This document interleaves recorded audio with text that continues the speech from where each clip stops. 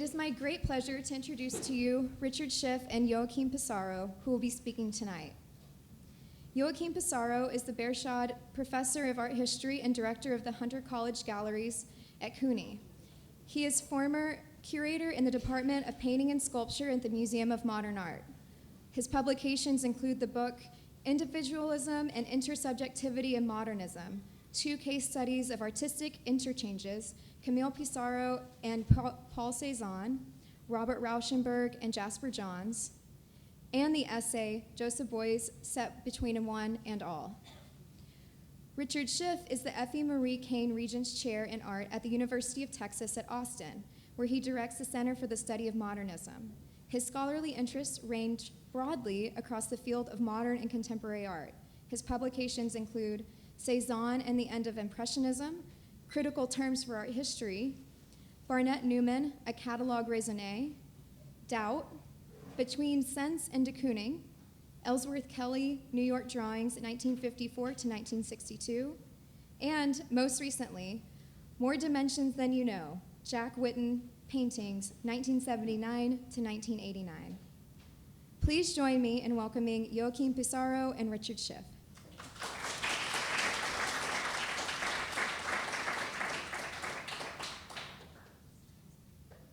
Well, I'll ask Joachim to start since he's the New Yorker.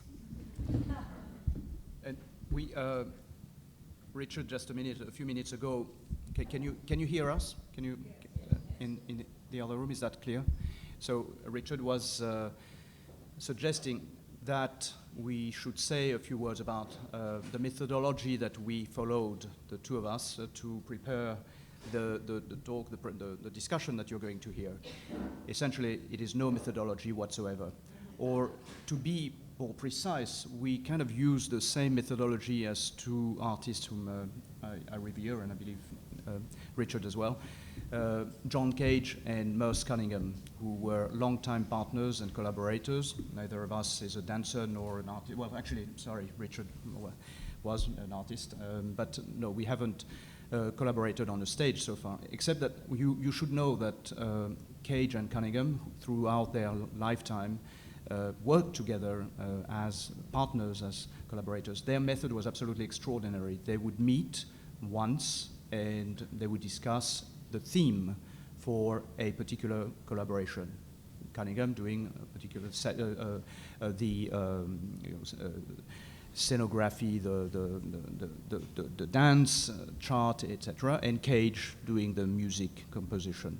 And they would meet again the day of the opening of the performance, having no idea what the other one was doing. So we didn't quite go this way, but basically, there is a certain element of chance in our preparation, which I think has actually led to some interesting results, which you will soon see. But perhaps I should say one quick word about how I met Professor Schiff, and I was finishing my graduate studies at the Courtauld Institute in London in the mid-80s, I think, and Richard was invited by the Courtauld to come and give a lecture about Cézanne. I heard that talk, and I immediately decided I'm going to work with this guy. It's absolutely amazing. I just hadn't heard anything more powerful, more perceptive, you really felt hearing Professor Schiff talk about, especially the Cézanne at the Courtauld, one of those great Cézannes, the one with the viaduct in the background, that you felt as though you were entering into the picture space. And I will never forget that talk, but later on I happened to be in the United States, and I was accepted by Richard Schiff to do my PhD with him at Austin. That was the beginning of a long collaboration. Yes, and Joachim was the ideal doctoral student because he already knew what he wanted to do, and then he did it, and it required no input from me. That's too kind. Well, it's true. So shall we put a couple of images up there. On the right, that Jasper Johns is a favorite of both of us. And of course, many of Johns's works are have a source in Picasso where he's becomes fascinated with a Picasso image and then plays with it. And this particular comparison is not direct. That 1937 Picasso is not the one that is the source of the head in the lower left there. Do you have would you have a pointer or? There, Oh, okay. there's a different Picasso, but the manipulation, let's say, of the features of the face in the image on the left are analogous to what's going on in the image on the right. But what interests us more, I think, is the way in this painting and some others that are related to it, you have the face. So it's this, I think. It's this. Okay, which, like this. You have the face, which is similar to what Picasso is doing, with the eyes pulled apart. And then you have Johns taking those features and flattening them out and stretching them onto a plane, with the eyes obviously in the corners and the nose over here and the mouth over here. That reminded me of something that that Picasso did in the 30s, which was to take a head and represent it so that it could be seen 360 degrees around, which is not the same thing as taking parts and assembling them, but you have to imagine the features of the face, let's say, being pulled all the way around so that you can see the front and the back of the head at the same time. And what struck me about this comparison, or thinking about Picasso in relation to Johns in this way, is that Johns somehow does the same thing, but does it on a flat plane. Picasso did it giving the illusion of 3 dimensions. Johns dispenses with the illusion and does something very similar to the facial features, stretching them out across the plane. What that means, I don't know, but it's related to the anamorphic figure that he has there, which is, as you may know, you see it one moment as a young woman in profile and in extreme profile, and another moment in more of a 3/4 view or something less than that of an older woman. So you have this becomes the nose of the older woman, it's the profile of the younger woman. So something spatially is happening there. And I want Joachim to enter into this, but we were thinking here, half an hour ago or so, about the radical nature of Johns's sense of composition and structure in doing this, the way it's presented, almost without composition, just presented. And how that takes something from Picasso and does something else with it, which is very much a Johns kind of statement. Joachim, you want to add to that?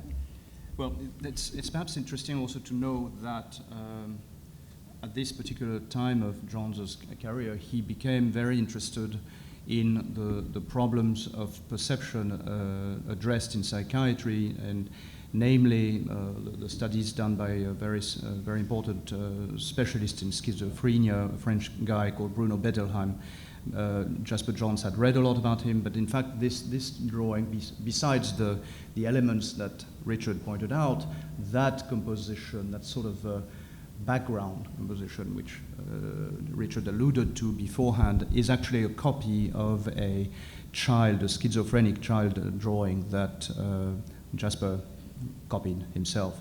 And one of the features one of the sort of pathological features of this perceptual, one might say complexification that occur in schizophrenia is the fact that the child cannot see the relationship between the two eyes. They're split apart. The elements of the face are kind of almost like exploded throughout the picture field.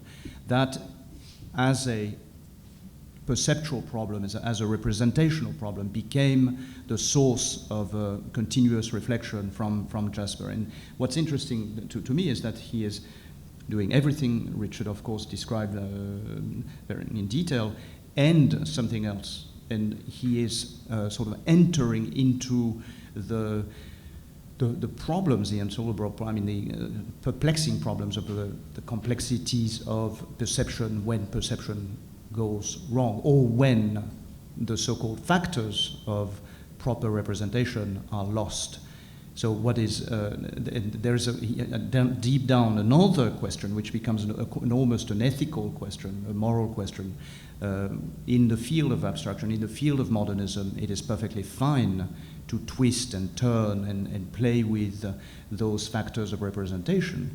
When we are in the field of a psychiatric hospital, what about that? Do we address it in the same way? What do we do about that relationship between two quasi-identical situations? The loss of the orthodox factors of representation, which are put on a pedestal in the field of modernism or modernist studies, and try to be cured when we enter into the confines of a psychiatric hospital. So I think that this is a situation we could go on discussing. This is, I know, something that Jasper feels very much is taking it as a serious problem, as a serious issue. So just to go back about this, I mean, you have those two eyes here. Yes, the nose that Richard pointed out. The mouth that could be a reference to Saint-Exupéry's The Little Prince, where that particular shape looks like another child drawing of a boa having swallowed an elephant. So everything is a kind of duplicitous, double a pun game with Jasper, certainly in that particular period. Those eyes, those little eyelashes, could they not be the representation as well of spermatozoids? And we could go on multiplying references like this, as did Richard point out, this double portrait of an old lady, of a, what is it called? The hag and I think it's the young woman and the hag, I think is what it's called. If you want if you're able to see it, I mean, I personally tend to see the young woman because of the nose protruding here. If you if you blot this out with your hand, you will almost inevitably see the nose of this old elderly lady, her mouth here, and a sort of bearded chin there. But you cannot see what fascinates Jasper is that you absolutely not, perceptually speaking, see the two at the same time. You have to choose, in a way, your eyes, your brain choose for you which one you can see at any given moment. If we were looking at a lot of John's paintings from this time period, what he tends to do is to feed off himself or to extend an idea. So these eyelashes, which are also sperm-like, are also nail-like, like the nails that you hammer. And that's more specific in some of the other versions of this composition. But there are paintings, a lot of paintings by Johns around this time that have trompe-l'oeil nails in the corners or elsewhere. And then the nail form can serve as something else. The circles that become rather like ovals with a contrasting color in the center. In some other paintings are more eye-like than they are here, and I don't know why, but for some reason they became elongated ovals rather than circles. And there are some later paintings, like 10 years later, 20 years later, that feature the oval, which looks like the number 0. But we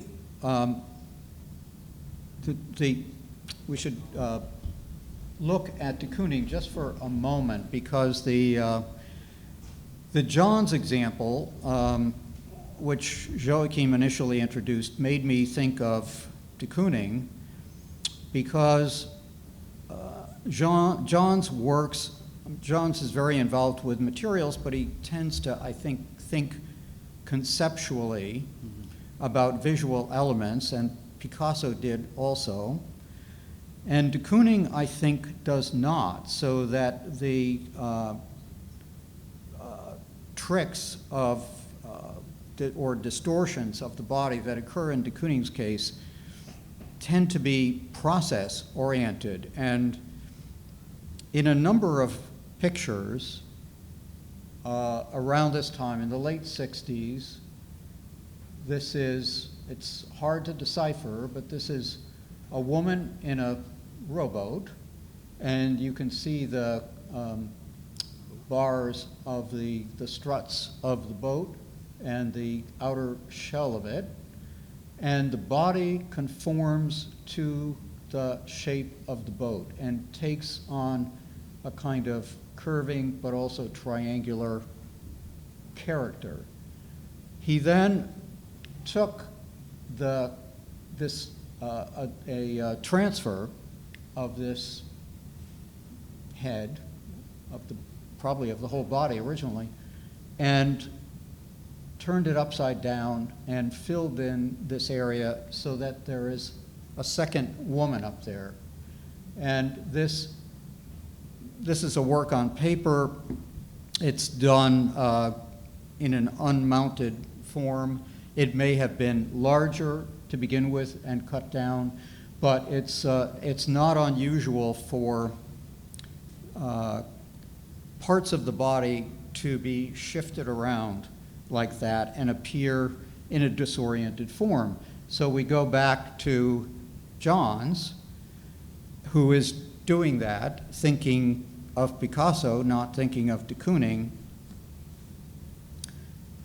And it's conceptually a different way of doing something that's very similar. So, I think of both of them figuring out a new way to make a composition, and it somehow has the same effect of pushing the body around to different positions within the rectangle, but the motivation seems to be very different. In one case, it's thinking conceptually about what can be done with the features of the face, and I think in de Kooning's case, it's more of a matter of thinking about what can be done with the physical substance of an image, which is paint on a surface, and what can happen when you take another surface, press it against the first one, and then make an imprint on the first one in a different orientation. And that can be done multiple times, and he would sometimes do it with a limb of the body, which is why in some cases you get a figure with 4 legs or with 3 arms or 2 heads or whatever it might be. Can I just say Sure. something? I believe that one of the common thread we're going to go back in time in a minute, and you will see other examples. I think of what Richard is articulating here, and I think one of the major problems that in a way unites all the people you're going to see here tonight is the fact that nobody's happy, resting on their laurels, feeling that the problem of representation or non-representation or non-objectivity, abstraction, for instance, is a good enough recipe for the production of artistic images. And all the people so far that you've seen are somewhat on the fence. I mean, you all know that the Kooning got into serious trouble among the New York School champions, and namely Clement Greenberg in the early 1950s, when everybody had jumped onto the wagon of abstraction. He decided suddenly to paint a woman series, woman 1, woman 2, woman 3, etc. And from then on, I think that the Kooning is in both camps, and is absolutely never ready to give up one field or another. I don't know whether you would agree, Richard. But I also learned something from hearing you give a lecture on de Kooning, and you were going on about the fact that de Kooning was circulating around his own canvas, was painting almost from 4 sides, if I remember correctly. That's right, yeah. That sort of seems to be one of those ways to address this impossibility, this constant challenge of how to multiply the layers of perception and translate those onto the canvas, how to go from the 3-dimensional onto the 2-dimensional, to put it very simply. The problem sounds very simple when you articulate it this way, but there is no single solution, basically. So there's, with regard to de Kooning's sense of, if we want to call it composition, it's hardly composition, but he is, by working in that manner, working around within the rectangle, he's eliminating the sense of gravity, the need to orient top to bottom or left to right. He keeps reversing things. And I mean, just as an aside, I've recently been talking to Joel Shapiro a lot, and of course with sculpture, gravity is a much more obvious constraint, because it's you're not making an image that goes on a wall, but you're making an object which is going to sit somewhere or stand somewhere and has to be self-supporting. And his long-standing aim is to somehow defeat gravity. I mean, sometimes he does it by attaching things that should be standing on the ground to the wall, and they become extremely high relief. They're cantilevered out from the wall. Sometimes he suspends things from wires. But even when working with a sculpture that sits on the floor, a great number of his works need to be screwed into the plane that supports them, because they aren't freestanding, and they become freestanding with a little engineering help, but visually they aren't. Visually they appear as if they should fall over. And de Kooning's bodies and Picasso's bodies, Johns's bodies, they do strange things. And you know, I feel I should add that although de Kooning painted the female body probably 90% of the time, when he painted men, he did pretty much the same things to the male figures, actually the same things. But we both have a deep interest in 19th century art and are very interested in the ways in which a lot of 20th century innovation seems to be predicted in the work of 19th century artists who were constrained by their need to make things look more or less like they ought to look, not something that a late 20th century artist had to worry about. And so we, you know, we're interested in things like this, which are very, very radical works of art. But why don't you? No, I just wanted to add a small remark, because you need to talk about the Monet. You made me discover it. I did not remember that painting, which is at LACMA in Los Angeles. But all the artists you're going to see of the 19th century, essentially 3, I think, Monet, Cézanne, Pissarro, were of very serious interest to the New York School people we just began to describe. And you're going to see other examples of that. So this, this is not terribly fair to Joachim because these are two of my favorites. But what will follow is very much his choice, although I like them also. But that Monet is very fresh in my mind because I was looking at it a couple of days ago, and I've looked at it a number of times, and I just find it remarkable that it's a perspective view of the land along the river, but each area of land which we can identify as being having different sorts of vegetation, or being some of it being more rocky than other parts, some of it being high, some of it being low, part of it is water, part of it is sky. Each of those areas, I'll just point quickly, this is an area. Well, this is an area within an area, but this is an area, that's an area, that's an area of the village, that's an area, that's an area, that's one, and that's one. They don't really make, I don't believe they make anything like a traditional composition. What defines those elements is not really recession, perspective, definition, resolution of some kind. The painting doesn't fade out anywhere. What defines the parts are different textures of brushstrokes, and they're radically different from each other. They're so different that it shouldn't be the same painter making the painting. So, these marks in the river are just marks. They're like marks made for fun.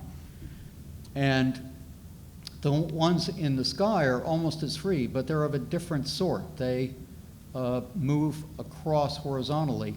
What sits right below them are marks that create a kind of triangular movement. They bend inward, and they're striation marks. And they're different from what's over here, which is a set of very compact, heavy marks that define the structures of the village. So each part has a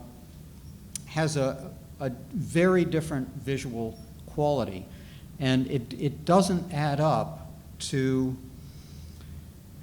anything like 19th century illusionism. It's just not, it's a different kind of painting. Mm-hmm. And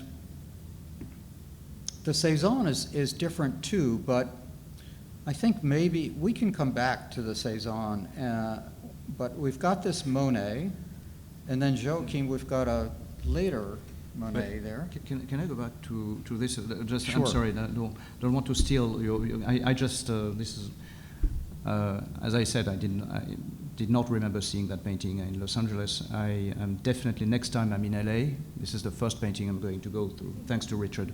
If you look at it, I'd like to say further, you saw the next pair is a painting by Monet, late Monet, and a painting by Ellsworth Kelly, one of the first paintings he did, which is at the Art Institute of Chicago, which is an open, clear, total homage to Monet. He told me so. It's not, everybody knows that. And so Kelly was really obsessed by Monet, and I will try to show why.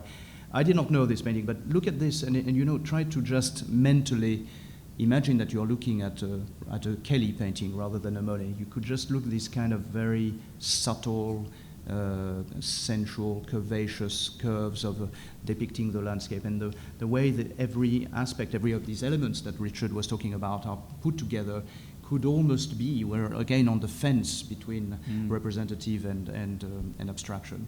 So with the next two slides, the case becomes much clearer. I discovered about Kelly's interest in Monet, lots has been written on this recently, and exhibitions have been done on this. But I was one day invited at the opening of the show at the Museum of Fine Arts in 1990 or something like this. Monet in the 90s, done by Paul the Tucker. end of the 90s, probably. The end of the 90s. Yes, you're right. Yeah. And there was Ellsworth Kelly, and I said, so interesting to find you here. You're interested in Monet? And he said, you didn't know? And Ellsworth started telling me, and with this became the subject of a long story, which I can only very barely summarize here, but he started telling me that he was on the GIB, like so many young artists in Paris at the end of the war, and had absolutely no idea who Pollock, Newman, Rothko were, ends up going to school in Paris. And his first trip outside Paris is to go and see Giverny, which at the time, those of you, I'm sure there are some of you who have been to Giverny, it's become this lush, beautiful, luxurious recreation of what Monet lived with. It's perhaps even been amplified, but at the time he was telling me this was a dreadful sore sight to the eyes, completely abandoned, holes in the roofs, pigeon marks on the paintings down below. But that trip was transformative to him. And he decided to really get into late Monets in particular and really absorbed the particular problems that I think you've just heard described with Richard, which I believe, in my opinion, become only intensified as we move further into the 20th century with Monet. Monet in the 20th century is such an interesting phenomenon. And here you're just 1899, and this is a sort of a double bridge, across the water lily pond, but also a bridge between the 19th century and the 20th century. And this is the almost 50 years later, half a century later, that the young Kelly delivers about what Monet was able to do for the first quarter of a century, when he dies in 1926, 7. When did he die? Like 3 years ago, I guess. 26 or 27. When did Monet, Robert? 26. What's the death year? 26. Thank you, Robert. So this is, I think, a wonderful dialogue here between those two works. And if you are at the Art Institute, please look at this painting. It's absolutely extraordinary. We were talking earlier, and I remember Kelly telling me that he considered himself, he stays in Paris for nearly 10 years, certainly the last years of the 40s, early half of the decade of the 50s, he's in Paris. And he was once telling me that his approach, his discovery of abstraction, he didn't consider himself an abstract artist to begin with, he did a lot of photography, as you probably know, and his first contact with abstraction, this seemed to surprise you, Richard, perhaps, but was an Alsatian or German artist called Wols, W-O-L-S, nothing to do with Pollock, Rothko again, or the abstract expressionist. And of course, as Richard pointed out, in those days you had, the whole Mondrian school, Van Tongelou, the neo-concrete, neo-objective, non-objective school were there, and he must have obviously been in touch with them as well. Yeah, he liked those European abstractionists, but they tended to work on a much smaller scale, which was the way he thought of abstraction at the time. Kelly did, and some of Kelly's works were actually unusually large for the European context. He made them in small panels in order to be able to move them around, and then he could recombine the panels. But with regard to the tableau vert that's on the screen, when he visited Giverny and he saw all those late paintings, and so many of them very, very green, like the one on the screen, and he wondered, can a painting just be green? And so he made that, and it got him interested in monochromatic surfaces. Joachim's commentary is making me recall another Kelly that some of you may know, which is a blue shape. There are two versions of it. They're almost the same. It's a very odd shape, sort of like a irregular trapezoid. And it is a view of a reservoir which is framed by a far bank and a near bank and two trees. And he just saw the shape, and the shape, of course, in nature would be in perspective, and he brought it forward and made the shape into a composition, made it art, which is more or less what he saw that potential in Monet, and made the tableau vert. And Joachim, you were thinking of this as well. Yes, so I became really, I had the luck of visiting Ellsworth and Jack Shear, his longtime partner, companion, many times, and I in fact planned an exhibition on Kelly and Monet, and one of the reasons for this is that once Kelly got going, talking about Monet, he was almost unstoppable. I remember recording 2 or 3 hours on tape, just like solid and ongoing. I had nothing to say. He was just absolutely fascinated by Monet. But I then asked him, when did your fascination with Monet stop? And he said, never. And he explained to me, and this is one of the parallels here, this drawing, sorry, you don't have a date, but I would not be surprised at all if it was the early 1990s. I mean, throughout the decades, throughout his entire lifespan, Kelly would, I would say, almost pay a regular pilgrimage, especially to this island on the south coast of Brittany, Belle-Île, which is extraordinarily beautiful, totally wild even to this day. And this is where this composition, one of a series of fascinating paintings that Monet did over there. And Kelly would just go there and take his sketchbook. I don't believe he did any particular painting there, but what's fascinating is the degree of profound attention, profound interest in Monet's problematic in painting, and the humility of this man who, Kelly had, was often described as one of the greatest living abstract artists alive until recently, and owed nothing to anybody. And so he would take his sketchbook, not his paintings, not his easel, and just go and sketch exactly at the place where Monet had been. He was also aware that Matisse had been there, and occasionally looked at Matisse as well. So this interesting kind of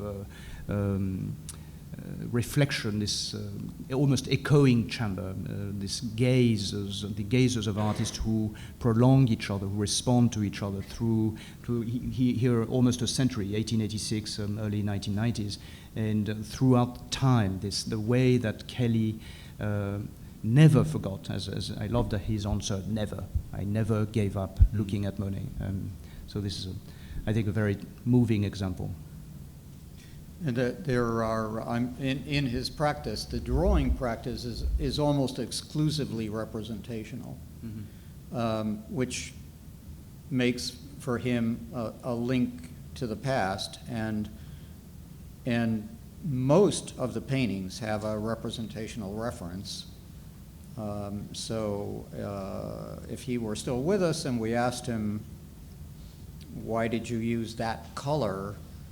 He might, on a monochromatic panel, he might say, well, it's the color of that particular flower, or something of that nature, or it's the color of a wall that I observed and I liked the way it looked.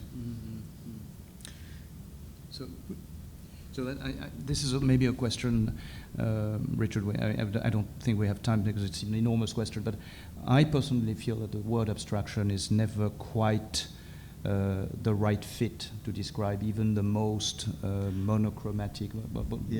You mean because it's not an abstraction of anything? Right, because there's always ties to some elements of reality. Well, I would say if there are ties, then it is an abstraction because it's an abstraction of something. Uh-huh. It's when there are no ties Mhm. that it's not an abstraction. Okay, okay, I see. I mean, that's the way I use the word, although, I mean, because abstraction is used for both things in, you know, I'll call Barnett Newman an abstract artist perhaps, but he didn't enjoy being called an abstract artist because it typified him, and technically he was not an abstract artist because he wasn't abstracting anything, whereas Picasso was an abstract artist because he was abstracting the human body and other things.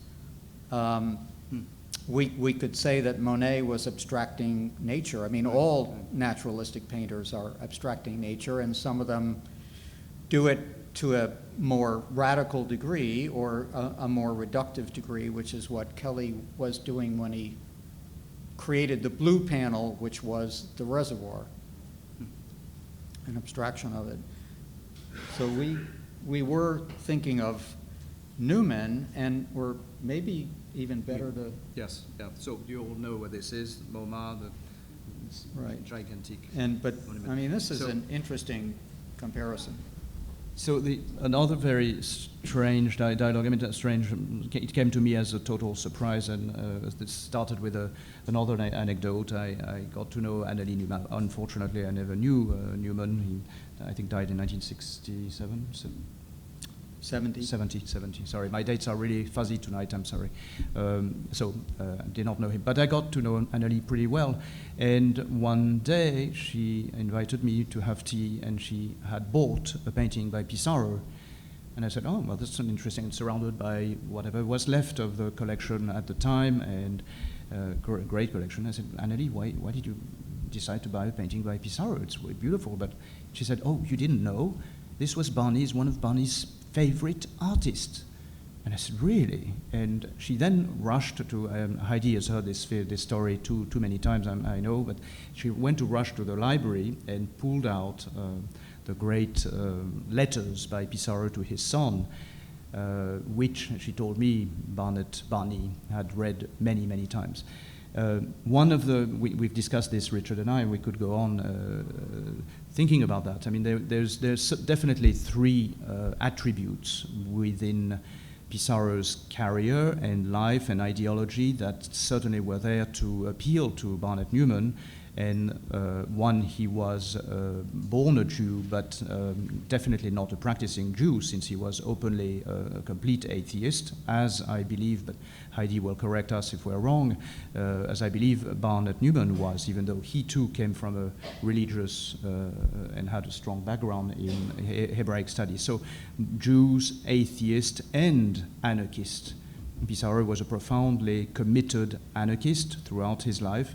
And Barnett Newman felt great sympathy, I think, towards this particular ideology. But I think there's more to that, and I don't know whether you'd like to comment maybe on this, a couple of paintings. Well, I mean, this is just a compelling formal comparison, although it's really just by chance. Yes. Yeah. But I mean, Pissarro, like Monet, has a material abstractness in what he paints, and actually, I'm now remembering a Pissarro that I became very fond of when I came upon it, which was a little panel. It dates to the time when he was obsessed with Seurat's pointillism, and he, to the extent that he experimented with painting on the same type of panel that Seurat painted on, these small panels, and made a painting with relatively large dots on it, strokes. And just the utter materiality of that and the simplicity of it impressed me, and it seemed very much like Pissarro doing Seurat as opposed to Seurat doing Seurat. It wasn't anything like a serious imitation of Seurat. It was a different painterly mentality adopting a foreign, an alien method.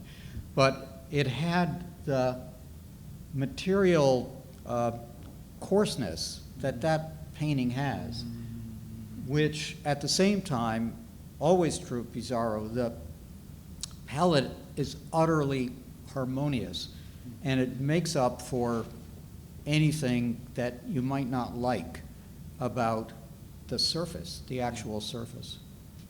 It will just hold together in the way that Monet that we were looking at holds together,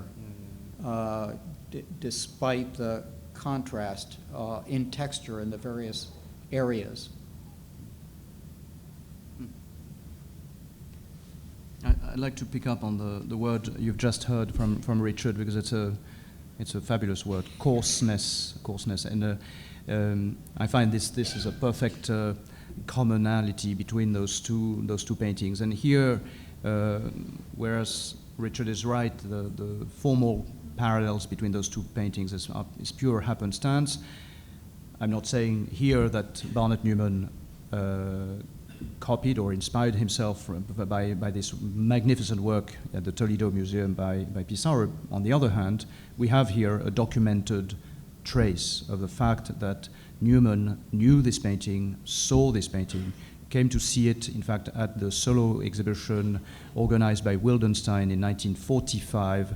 He signed the visitor's book and went on, as Annalie told me, to sort of study Pissarro, look at him. And I find in those two paintings, even though they are worlds apart in many ways, but the Richard pronounced two words which I find is really a language that resonates in common between these two great individuals: coarseness and deep interest in the materiality.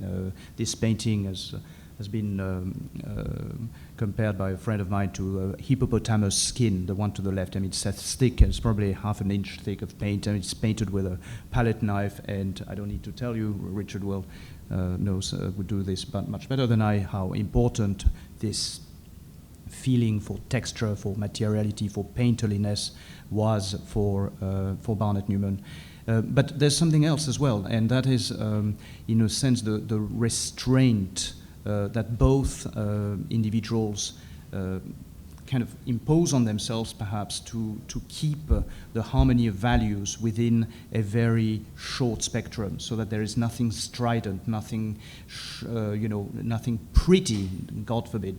This was Pissarro said something which could be almost taken from sketchbooks, from notebooks by de Kooning. He said, prettiness to one of his sons. Prettiness is a danger much greater than ugliness. And this, so coarseness, ugliness, these artists who in the 19th century, go back to the Monet that Richard was showing. Is that a pretty painting? Tell me. This one maybe, but this one, is it pretty? I don't think so.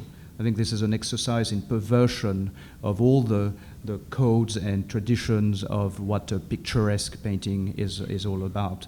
And I think those two guys really perhaps went one step further. Pissarro in his early career, and here the great one-man-to-one, which also is at MoMA.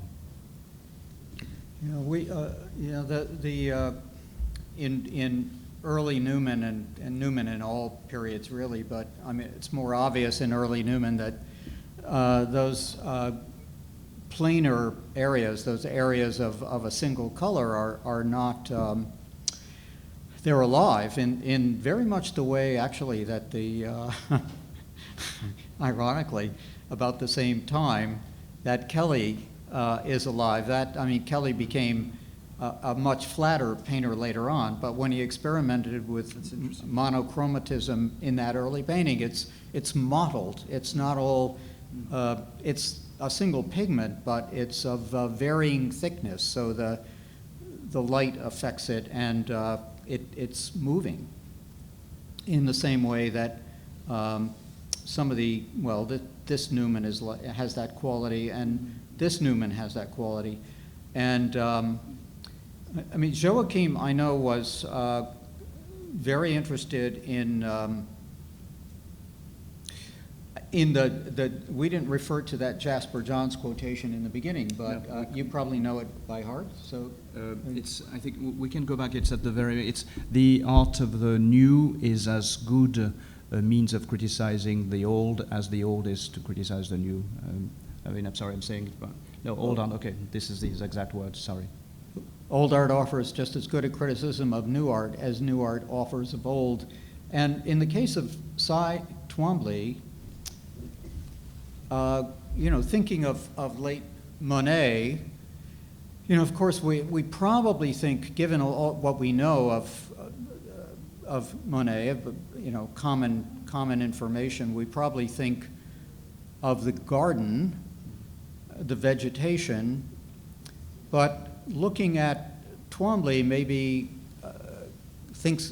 causes us to see Monet as a kind of painterly calligraphy, being caught up in simply making marks, so that the subject of the garden might even be thought of as an excuse for making a painting which doesn't need the garden for anything.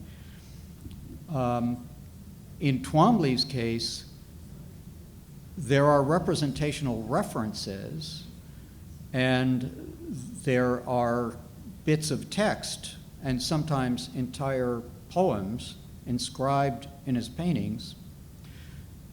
But the writing itself, when he does that, is so pictorial that one doesn't really need to decipher it or care to decipher it or know what the poem is. It becomes very much a part of all of the other marks that are on the surface. It's a very romantic way of dealing with verbal information. I mean, Twombly was such a great romantic. And with regard to what that thought of Johns is, I mean, in this case, at any rate, for me, it makes me, putting the Twombly next to the Monet, makes me think of Monet in a different way, like a Twombly kind of way. That's great. And then we've got that. Yeah. Which this is. I mean, some images one chose. We agreed on everything. I should say, but this is Richard's last contribution. It's a great one, and it's funny that here we're talking about each other's image, which is really interesting. But I'm just going to, since Richard brought back this beautiful quote by Jasper, I want to share with you. I don't often do that out of maybe embarrassment or something, but I'm going to do it here. Pissarro was my great-grandfather. My grandfather was the youngest kid, the youngest boy of 5, and he was not an adult. He was not a major by the French law. When Pissarro died in 1903, he was still a kid. His legal tutor became Monet. So when you would see my grandfather's studio, you always had Pissarro and Monet photographs side by each other. His two dads, his biological dad and his legal dad. Monet was incredibly close and brought him up to become an adult. My grandfather would say something very strange. He said, poor old Monet died twice. He had 2 funerals. Once his first funeral, 1926, thank you, Robert. And second, he was buried again during the opening of the Orangerie, the great Orangerie. You probably all know this cycle of beautiful, incredible works that are now visited by millions of people. But that wasn't the case. He said 50 people showed up, mostly officials, friends of Clemenceau. Nobody cared. And so basically, what you need to, this is an interesting little tidbit of history, but which resonates with what Jasper says here, which is that not only the new enables us to criticize the past, but in some case, the new actually enables us to resuscitate the old. How did late Monet become what they are today, adulated and known universally? Not in France, we know that. It was through Alfred Barr. It was through Ellsworth Kelly. It was through Cy Twombly. It was through a whole generation of American young guys, almost a century younger than Monet, who saw in the old Monet what Richard was just describing here, who enabled us to give back to Monet what he was capable of doing in the last 2 decades of his life. And I think that's a very beautiful thing, very moving, historical. Again, not everything is so moving in history, as we all know, especially in today's times, but this is definitely one of them. Yeah, we have, I mean, we should, I mean, I noticed that we've been going for about an hour, so we probably should, I don't know what the custom is, but I mean, we could ask for questions. We didn't get back to Cézanne, but that's okay. That might come up if we do have questions. And there are, given what Joachim has just said, there are so many connections. Of course, Newman was petitioning MoMA to get more Impressionist art into the collection. Impressionist art came, they had Cézanne always, but they didn't have Monet and Pissarro. And Sisley, he wasn't. And Sisley, right. And Newman wanted those artists in the collection. And of course, Monet's late reputation was, it was the Americans who created it, really, American painters. So what is the custom here about? Leon, shall we have questions?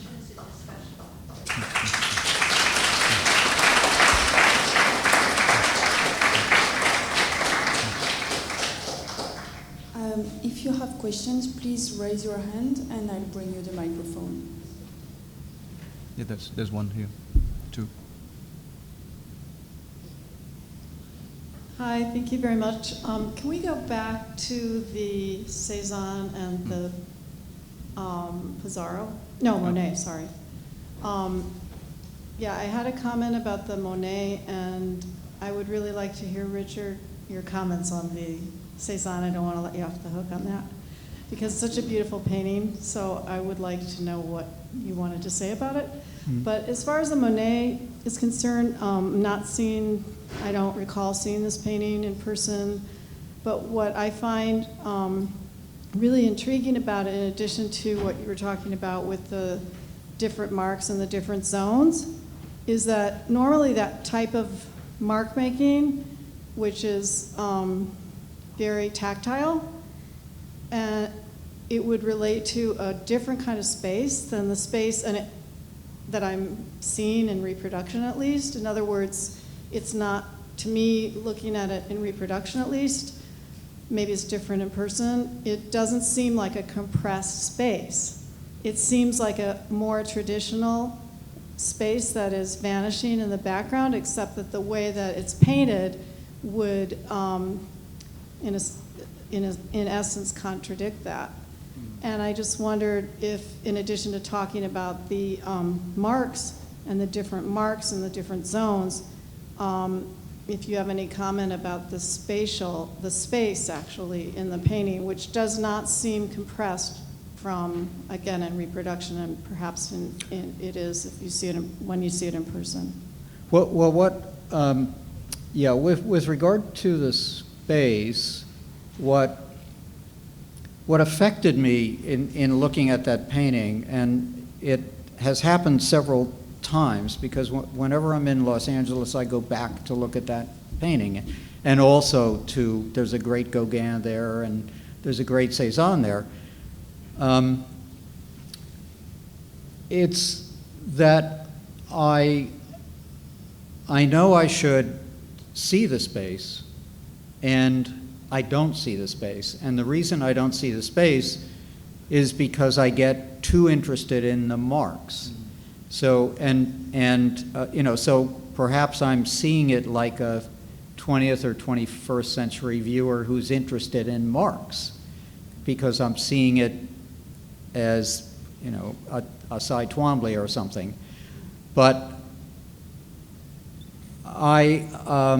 it just seems to me to be, if I compare it to other 19th century landscapes, it seems to be more different than it ought to be. So more different from Corot and Barbizon than where the materiality is very important. It's very evident, and those are great paintings. But somehow the integrity of the paint is stronger in Monet, and that's how it feels to me. With regard to the Cézanne, the reason it's a kind of comparison is that Cézanne had a different way of escaping traditional composition, let's say. And he did it with uniform marks or almost uniform marks. With Monet, you have this great diversity of marking. And in Cézanne, as in Seurat, but to a very different effect in Seurat, you have a uniformity of marks, which bothered viewers of Cézanne. It bothered them a lot because the marks in the backgrounds were the same as the marks in the foregrounds and so on. And when I look at that painting, which is, I guess, almost always on display in MoMA, only when it's being loaned for a show does it leave. If you just trace the marks across the surface, pick any place on that surface, you become involved in the relations side by side, and you just keep going. And it doesn't matter that the cloth is cut off where it's cut off. It doesn't matter about the angle of the knife, which, as people have remarked, is a conventional still life element supposedly leading the eye into the composition. But this painting doesn't need that for anything. It denies it almost. It's what? It denies it almost. Yes, the surface denies the effect that the objects themselves ought to be producing. So Cézanne breaks away from, let's say, compositional balance by creating a surface that's so tightly woven together that it doesn't matter where things are located. And Monet does it with this contrast of aggressive marks everywhere. So there are two different ways, but I thought that they were equally radical in their ways, and they're pretty much made the same year. So. Thank you. Dr. Schiff, since you brought up Newman's letter to MoMA, my question is, if modern artists believe to start with Cézanne, and from my reading, I understand that Roger Fry was the one who began that definition. Should we not, at this time in history, go back and look at the early marks of the early Impressionists to see if there were not other indications of abstraction in those paintings? I think there are. By early, you mean like Yes. late 1860s? Yes. Yeah, I mean in Monet's case especially, they're very abstract. I think less so in Cézanne. A few years later, they're very abstract in Cézanne. But Monet and Renoir as well, in 1867, 68, 69, I mean, those are remarkable paintings. And in Monet especially, I've never understood how he got away with it or how he thought he could survive as a painter making paintings that were as, I'll use that word again, coarse. They're very coarse, even the ones that were produced for exhibition that were less experimental. I don't know why he thought he could do that, but he did. Thank you.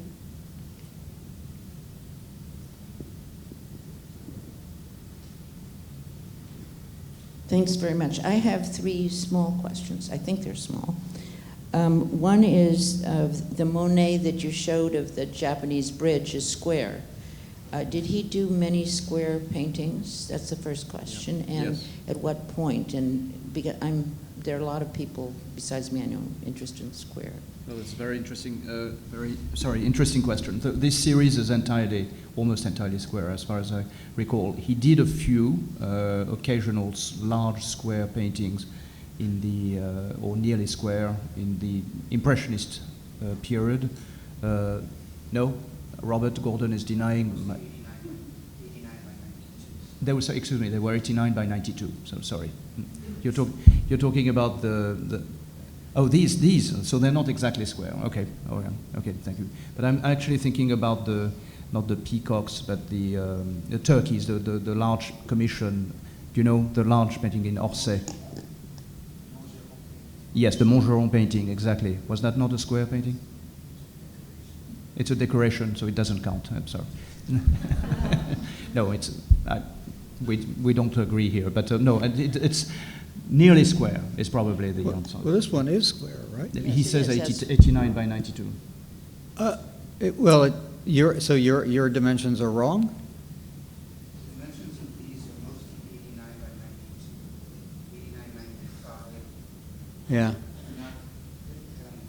Is that correct? I'm not. Yeah, I don't know if that's correct. We got this from the Princeton, but you know they Yeah. probably haven't measured their painting for a long time. No, well, I mean, But Cézanne painted something like 2 square paintings out of 1,000. no, I mean because, of course, Ellsworth Kelly being interested in squares too. But Yeah. My other 2 questions, one is about the Barnett Newman Dionysus. Do you know why it's called Dionysus, or do you suppose you know why, or something? This is a great question, and Maybe I was. Heidi knows. Yes, the writings of Nietzsche, I was thinking. No. Which one is this one? Yes. Dionysus. Yeah. Newman I don't know. was. No, you disagree? No, I don't know. I mean, he didn't like Nietzsche. He claimed he didn't like Nietzsche. Right. You didn't like what? I'm sorry. Nietzsche writes, the birth of tragedy, in which he pits against each other Dionysus versus Apollo. Dionysus is the Nietzsche, you said. Nietzsche. Yeah. Sorry, the energy of hubris, of excess, of strength versus more contained, harmonious forces of the Apollonic principle. But you think no? I don't think he would admit to a reference to Nietzsche. But is Heidi here? Yes, Heidi is here. Yes. Do you know? It would be seen as a title in referring to Greek mythology and Achilles. Sure. Yeah. Yeah. Hmm.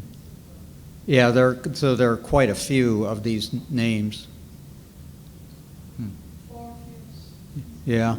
Birth of, is there a birth of Orpheus, or am I confused? The death of Orpheus. Death of Orpheus. But the titles the abstract expressionists use were less than obvious, to say the least. And the famous painting that we showed you, that huge monument at MoMA, the title Vir Heroicus Sublimis. When I was at MoMA, I decided I'm going to take this as a mission. I'm going to find. I studied Latin for 10 years. I'm going to find an index, a thesaurus, whatever. Where does this quote come from? Never could find it. Well, I mean, someone like Vincent Scully would say having to do with the verticality of man standing and being upright. Yes, no. Now we know the meaning, but what that Latin quote must come from somewhere, and I could not ever locate the source of this. And I don't think Heidi will correct me that no scholar has been able to identify it so far. It is not a quote. It is his invention. Ah, well. And there is this learned dispute between him and German philosophy about the case of the third verb, of the second adjective. And also suggests that it should be sublimus, and Barnett Newman wins the dispute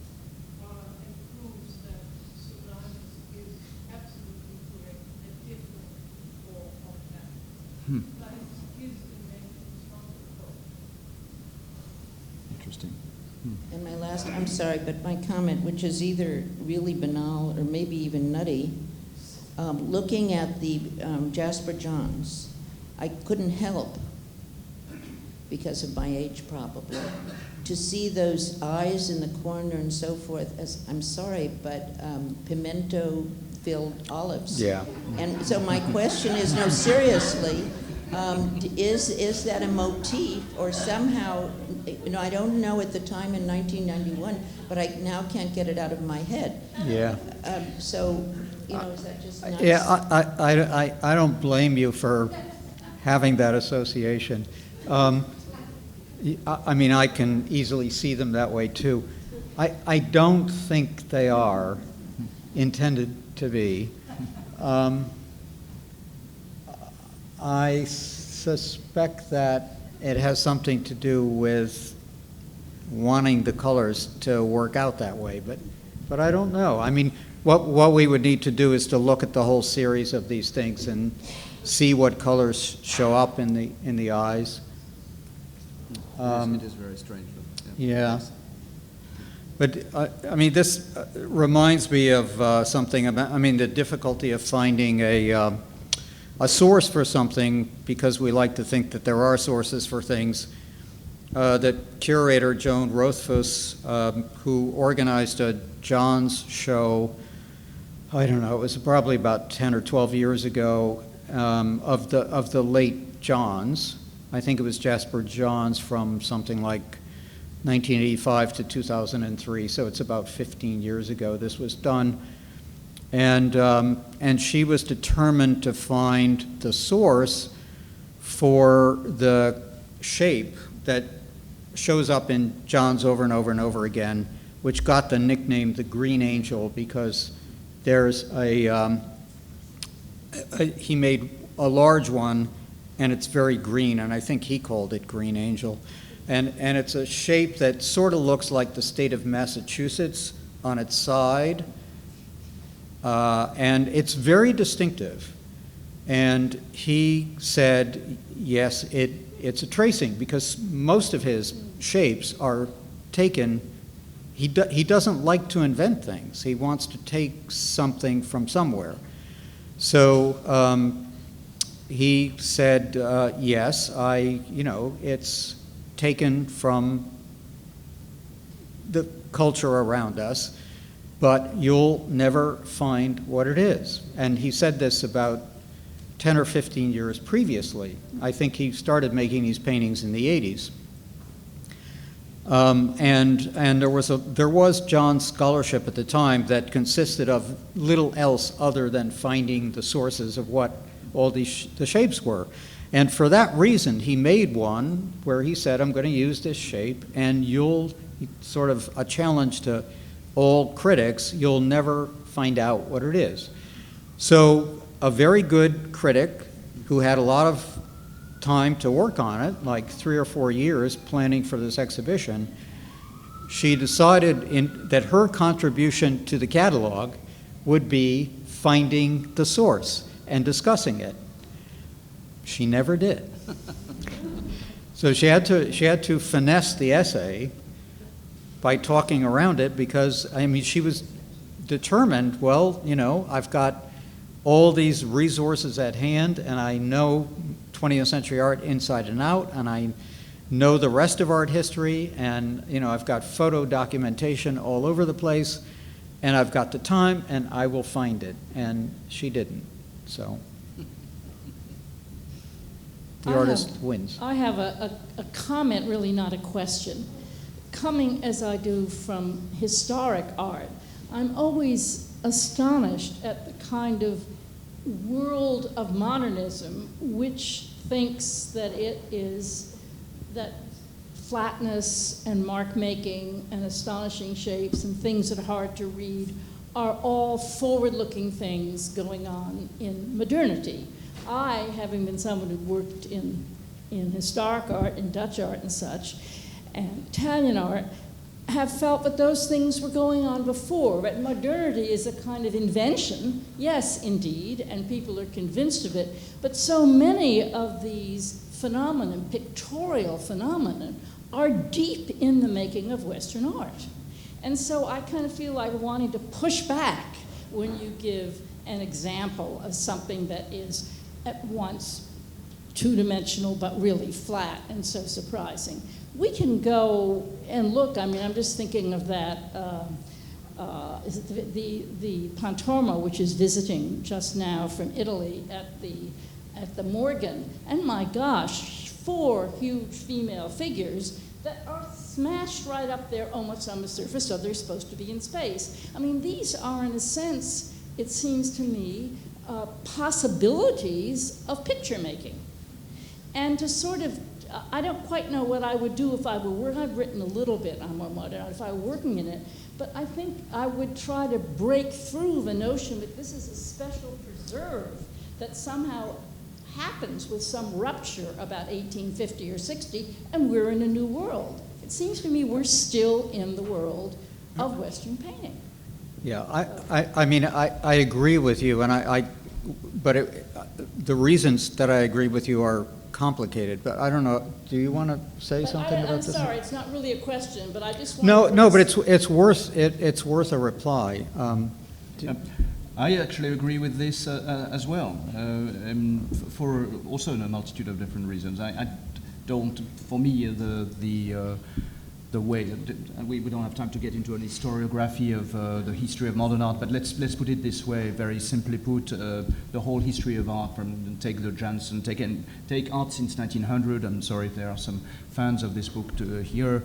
It's constructed, they are constructed according to a linear calendar sequence, a vectorial structure, and that's not the way art functions. In a sense, this talk, goes in the direction of what you're describing here. We could push it back a few centuries, and why not even a few millennia back? Yeah, I think we can push it back forever, because mark making is mark making, and pictures are inherently flat, and there are degrees of trickery that may make them look otherwise, and that trickery can be turned on or turned off.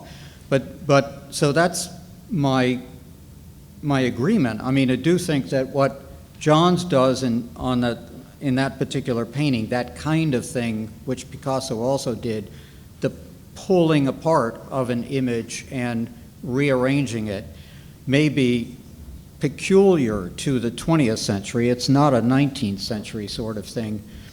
But the other side of this is that, we can ask ourselves, why is it that, I think that most people who work seriously with modern art, with 20th century art, late 19th century art, can easily see the modernist qualities in older art, even we could say all art. But then we have to ask ourselves, why is that? And of course, it's because this stuff, this Jasper Johns, this is our art, and it has shaped our vision, or whatever it is that has shaped Johns's vision has also shaped our vision. Yeah. So we will see in the past the things that are particularly, that we've become, for whatever reason, sensitized to. So if anything, we're going to make the past more modernist than it would have appeared to people living in another age. Look at the quote. This is almost word for word what you're talking about. I mean, it's a little more pithy than what you said, but it comes to the same point. Old art offers just as good a criticism of new art as new art offers of old. Isn't that your point? Not quite. Okay.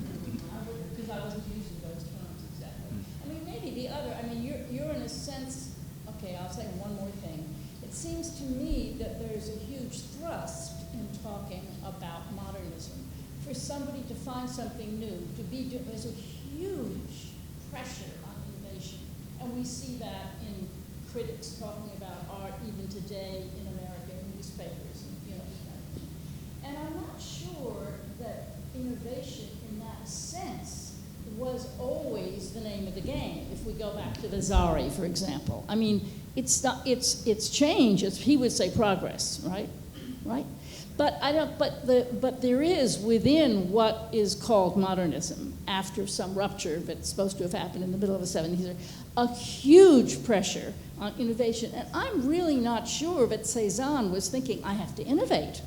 He was trying to get at something, No, right? Cézanne wasn't thinking it, but his dealers were thinking it. Well, okay. I mean, it's a marketing. I'm talking about making, not dealing. Yeah. I'm talking about the making. No, I don't think that Cézanne was painting the way he felt like painting. Now, why is a problem, because it's so different from what was around him. So why did he do that? I mean, I agree. I don't think he said, I want to be different. He doesn't seem to have been that type of a personality. Yeah. There's a question here, and maybe we'll leave it at that. On the second row here, there's a question.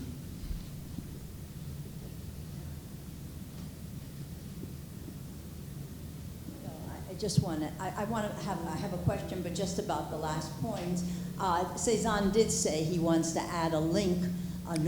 So there was he had a sense of moving from Poussin into other. But I mean, that's such a long story that it's. Yeah. But It's just that was, when he said that was a point of modesty, because it was in reply to a critic who had complimented him very effusively. And then he replied, he was being polite, really, and said, oh, I'm just adding my own little link. I've always been fascinated by the friendship between Pissarro and Cézanne. They seem such different personalities, and yet they so deeply interacted with one another. And I was just thinking about the word materiality, because at the time that Cézanne begins to work with Pissarro, there is a new kind of plasticity or a material or matière that comes out in his work. And then later, both of them dematerialize the world. It's sort of a fascinating development, how they move. And so there is a sense of I mean, again, the relationship is probably a long story, but there is a movement toward a kind of crystallization of forming, and then dematerializing that as things spread out into one another and lose what Whitten will call the outlines, if we want to go into terms painterly. But I'm just curious if you want to comment anything about that kind of development between the two of them. Well, this is something that's been a long time my interest, obsession even. And I don't know if you saw the exhibition I curated at MoMA in 2005 on both of them. But I invite you to look at that catalog. There's lots and lots of comparisons between the two. It's absolutely true that at least for 20, 25 years they were very, very close. But I was struck by something that Richard said about early Cézanne, talking about materiality and talking about abstraction. I hadn't heard you comment in this way about early Cézanne. You said that they are not abstract, and that he becomes abstract in your definition of abstraction towards the Impressionist period. And just to answer your question about what each does to each other, I think that Pissarro was he was one of the first, one of the only, in fact, serious admirers of Cézanne when nobody was looking at his work in the early 1860s, when the kind of subject matters that he was putting together, rape, abduction, murder, autopsy, etc., were simply hair-raising for anyone. And I think that Pissarro saw in that early Cézanne, that young guy who was, broke ground and was, arrested by the cops because he looked like a criminal and so on and so forth. He was to Pissarro kind of a factor of opening gates. As Rauschenberg one day said to me about John Cage, he was a factor of authorization. He made things possible that younger artists didn't think were possible. So I think that's what the older Pissarro saw in the 9 year younger Cézanne. And then after that, it becomes a real exchange. But that's how the trigger mechanism, I think, becomes the source of a very long friendship between the two of them, in my view.